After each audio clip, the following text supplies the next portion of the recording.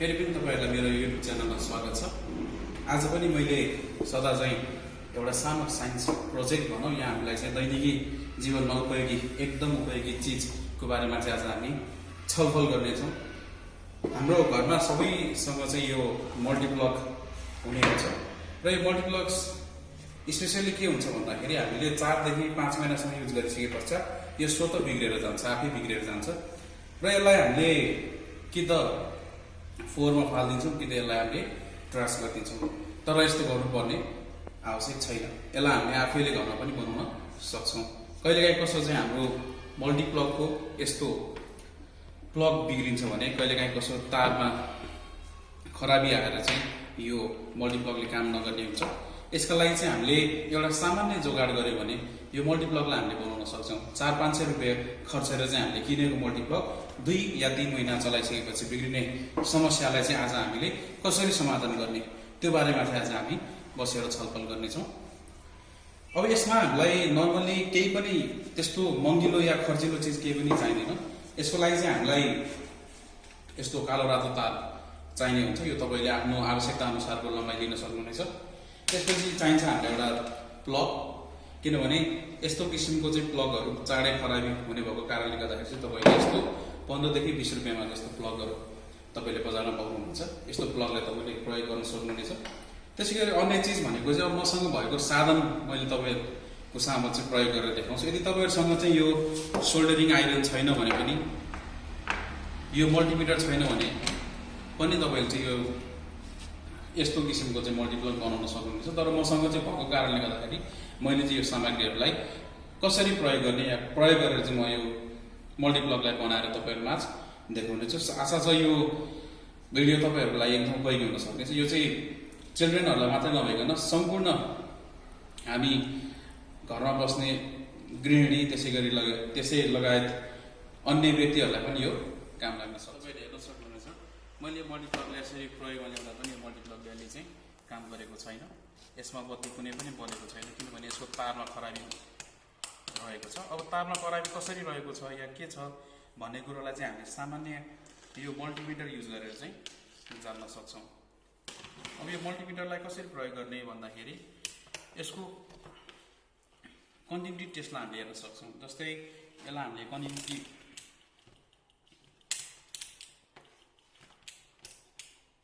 कन्टिन्युटीमा राखिसके पश्चात यदि यो तार सधैँ छ भने यसरी मैले यहाँ राखेर यहाँ छुँदाखेरि यो बज्नु पर्ने हुन्छ।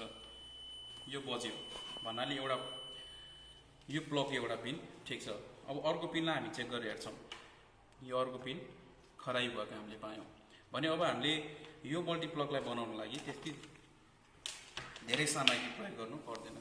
यो तारलाई हामीले सामान्य फेरेको अवस्थामा पनि यो मल्टिप्लग चल्छ। अब यसलाई कसरी फेर्ने त भन्ने कुरोमा चाहिँ तपाईहरुलाई जानकारी दिनेछु। यसको पछाडी केही स्क्रूहरु रहेको हुन्छ।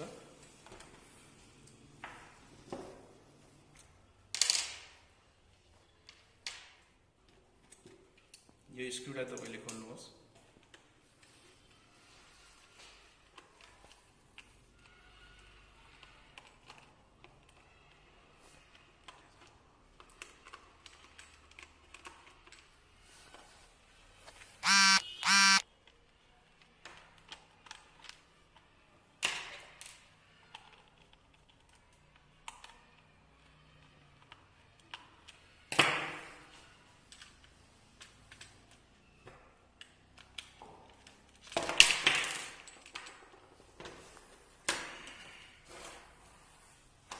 यसरी खोलिसकेपछि तपाईले देख्न सक्नुहुन्छ यसको कनेक्सन दुई ठाउँमा यसको कनेक्सन भएको हुन्छ र यो तार नहलियोस् भनेर चाहिँ कम्पनीले यसलाई चाहिँ यो वायर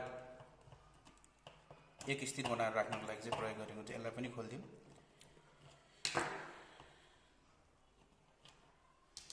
ल अब यो सानो एउटा कनेक्सन छ यहाँ।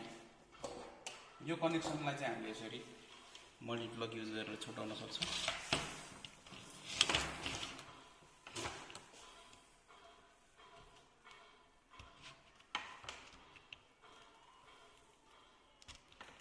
अब तपाईले यो तारले यसरी यो तारमा खराबी भएको कारणले गर्दाखेरि चाहिँ अब हामीले यो तारलाई चाहिँ फेर्छौं।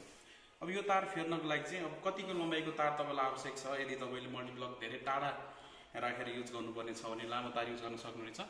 अब मैले चाहिँ एकदम थोरै छोटो समयमा छोटो डिस्टेन्समा राखेर चाहिँ मल्टिप्लग युज गर्नु पर्ने भएको कारणले गर्दाखेरि चाहिँ मैले छोटो तार युज गरेको छु यहाँनिर।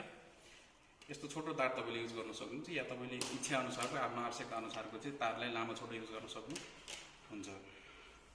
अब यसलाई चाहिँ हामीले के गर्छौँ भन्दाखेरि यसको एउटा सानो वायरलाई चाहिँ एक ठाउँमा होल्ड गरेर राख्ने एउटा सानो चाहिँ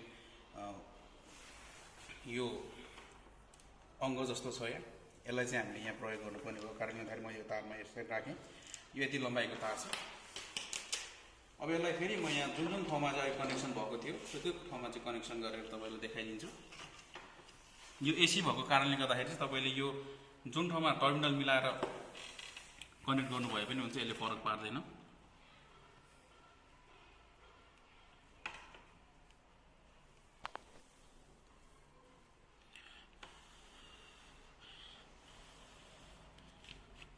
यो दुईवटा टर्मिनल अघि मैले यहाँबाट एउटा झिकेको थिएँ रातो तार त्यहाँ जोडिदिएँ, एउटा कालो तार यहाँबाट झिकेको थिएँ मैले यहाँ जोडिदिएँ।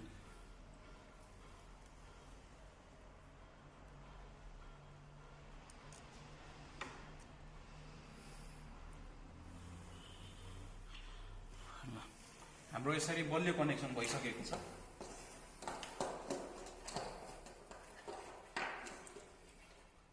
यसलाई अब हामी अघि जस्तै कन्टिन्युटी टेस्ट गरेर हेर्छौँ पहिला सुरु, अनि त्यसपछि हामी प्लग जडान गर्छौँ। यो कालोलाई यहाँ राखेर कालो यहाँ यसरी यो तपाईँले सुन्न सक्नुहुनेछ। यो आवाज आयो भनेपछि यो तार ठिक छ। यो कालो कालो कहाँ कहाँ छ सबै ठाउँमा हामीले टेस्ट गरेर हेर्न सक्छौँ। जस्तै यो भयो, यो भयो, यो भयो, यो भयो, यो भयो, यो कनेक्सन एकदम ठिक छ। त्यसै गरी अब हामीले यो रातो तारको पनि कन्टिन्युटी के छ भनेर हेरौँ। यसलाई यहाँ राखेँ, कनेक्सन ठिक छ। यो कनेक्सन पनि ठिक छ, यो कनेक्सन पनि ठिक छ, यो कनेक्सन पनि ठिक छ र यो अन्तिमको कनेक्सन पनि हामीले यहाँ ठिकै पायौँ। त्यो कारणले गर्दा अब यो तार चाहिँ हामीले प्रयोग गर्न योग्य रूपमा चाहिँ यो तार चाहिँ हामीले प्रयोग गर्न योग्य रह्यो। अब यसमा अन्य कुरा पनि के बिग्रिन्छ भन्दा कहिलेकाहीँ कसो यो स्विचहरू पनि बिग्रिरहेको हुन्छ। कहिलेकाहीँ चाहिँ हामीले यसको म्याक्सिमम 2500 वाट पावर देखाएको छ, तैपनि हामीले अन्य ठुलो उपकरणहरू युज गरेको अवस्थामा चाहिँ यो स्विचहरू हिट भएर चाहिँ कहिलेकाहीँ कसो पग्लिने, कहिले काम नगर्ने हुन्छ।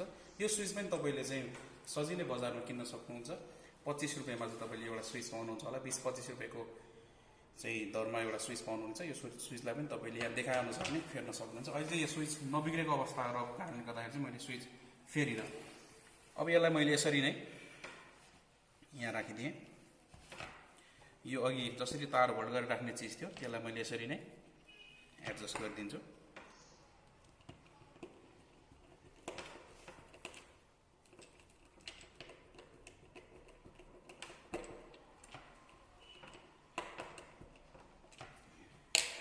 अब आयो हामीले प्लग।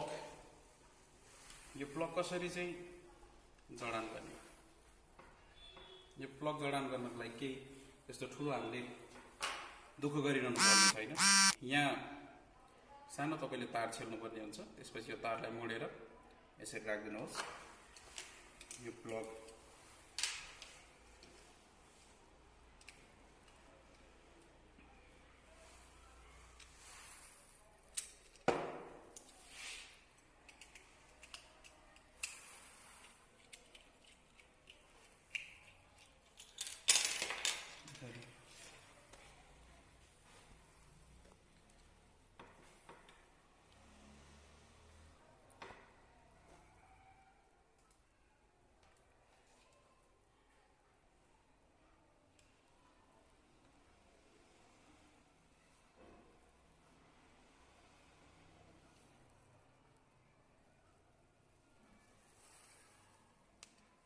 यसरी राख्न सक्नुहुन्छ तपाईले।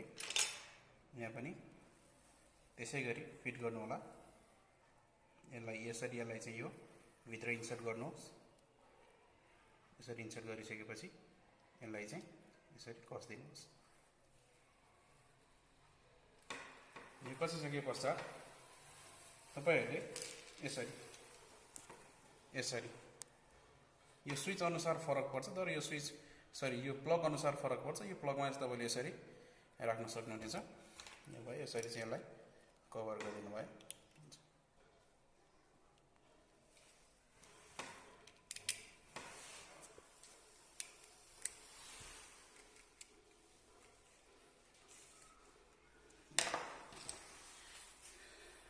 अब यसलाई नर्मली चेक गरेको छौँ हामी, तर यो चेक गर्ने क्रममा चाहिँ तपाईँले यसमा नछुनुहोस्, यसमा करेन्ट आउने गर्छ।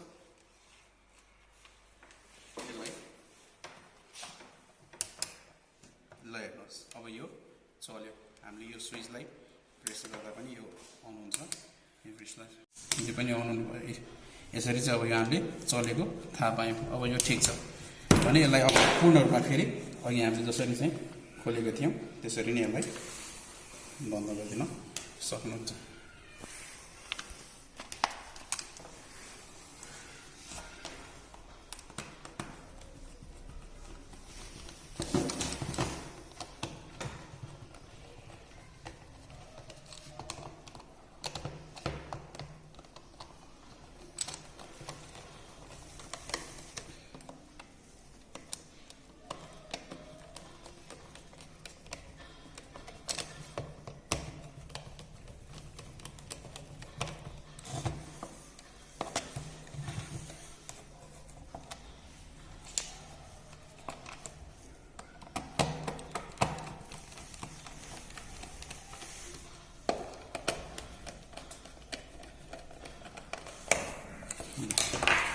अब तपाईँले हेर्न सक्नुहुन्छ कि अघि नचल्ने चिजलाई चाहिँ अब अहिले हामीले चल्ने मल्टिप्लगमा चाहिँ परिवर्तन गर्यौँ। यसमा हामीले सामान्य यो तारको खराबीको कारणले गर्दा जुन चाहिँ हामीले लगभग हेर्ने हो भने 20, 25, 30, 40 रुपियाँमा चाहिँ हामीले किन्न पाउने सामग्रीहरू जस्तै तार यति एउटा प्लग फेरेको भन्दा चाहिँ हामीले 500 रुपियाँको मल्टिप्लगलाई चाहिँ पुनः बनाउन सक्ने हुन्छ।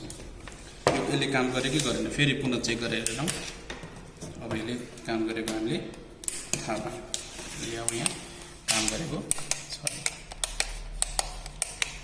यदि भइसके पश्चात हाम्रो चाहिँ घरमा भएको यो अन्य धेरै किसिमको मल्टिप्लगहरू चाहिँ तपाईँहरूले बनाउन सक्नुहुनेछ।